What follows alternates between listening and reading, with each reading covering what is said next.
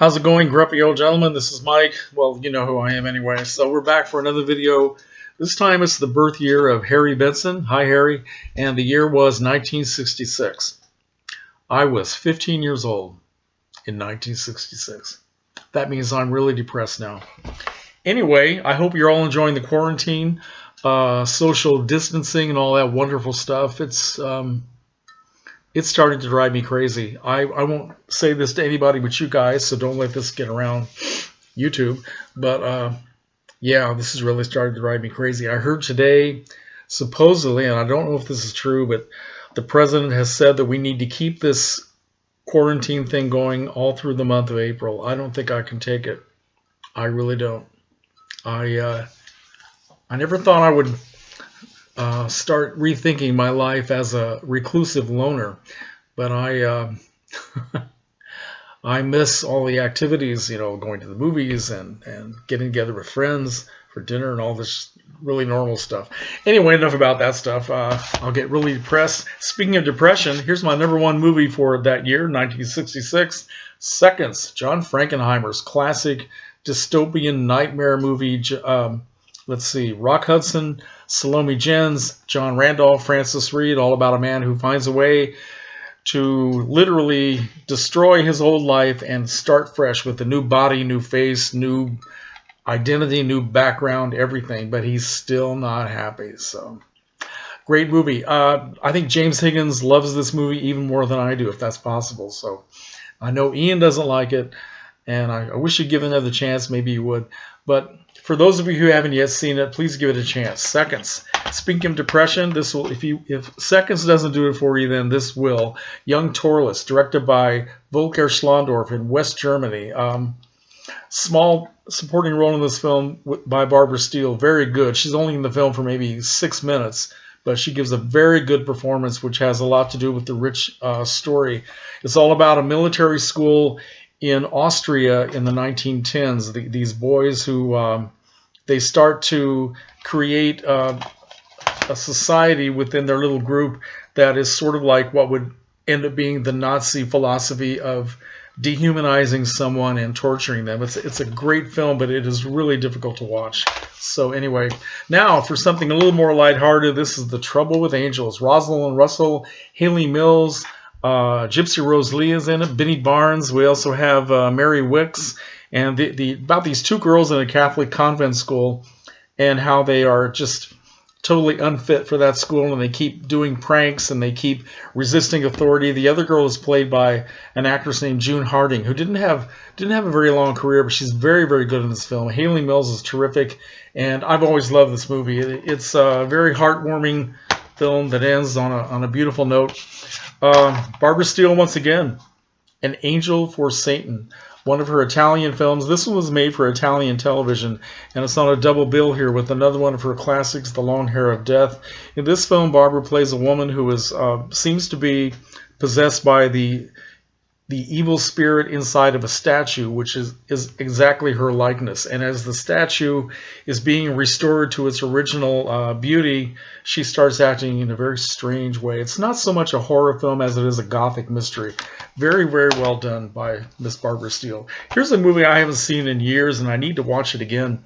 Fantastic Voyage, starring Stephen Boyd, Donald Pleasence, and Raquel Welch. And I can't remember who directed this.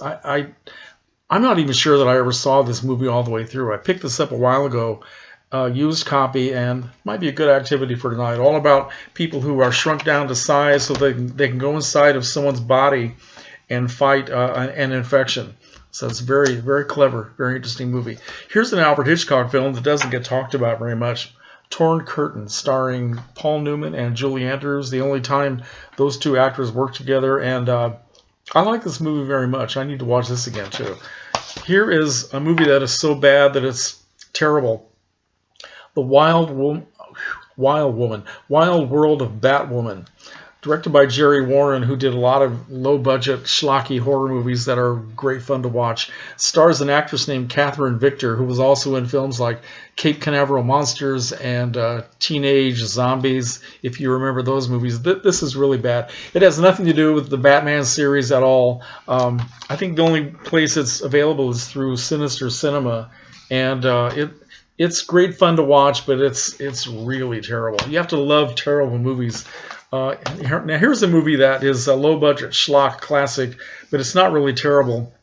The Wild Angels, directed by Roger Corman, starring Peter Fonda, Nancy Sinatra, Bruce Dern, Diane Ladd, Michael J. Pollard, Buck Taylor, and even Dick Miller is in it very briefly. Very good movie. Well, no, I wouldn't say it's a good movie really, but it's essential viewing for people who like Roger Corman and who like the schlocky films, the biker films. This is actually the first one that was made, I'm pretty sure, since Marlon Brando made The Wild One back in 1953.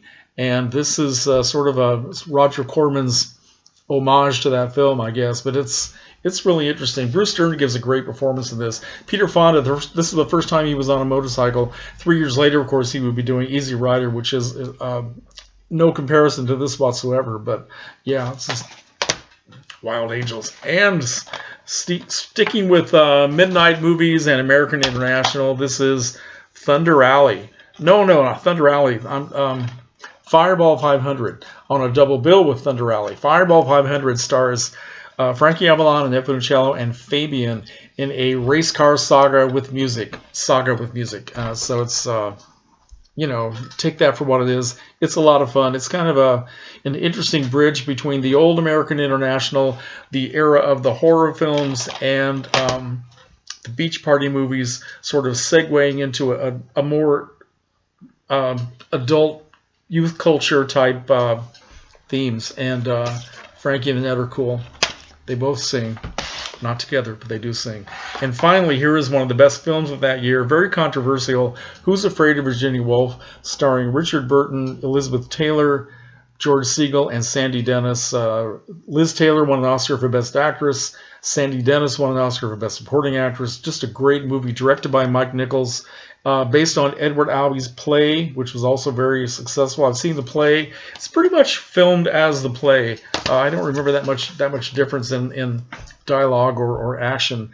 Great film, but it was probably the film that that finally began to strike down all of the taboos against language and sexuality and themes. There's no nudity here, but it was really verbally graphic for its time, and Liz Taylor just gives a great performance, and Richard Burton is right there along with her. It's a terrific film, but again, it's kind of depressing. It shows the mood of the country back then with this and Seconds and some of these other really heavy films, sort of deconstructing the American dream and the American family, the American marriage, and all that sort of thing. But definitely worth seeing. Thank you for watching once again, Harry.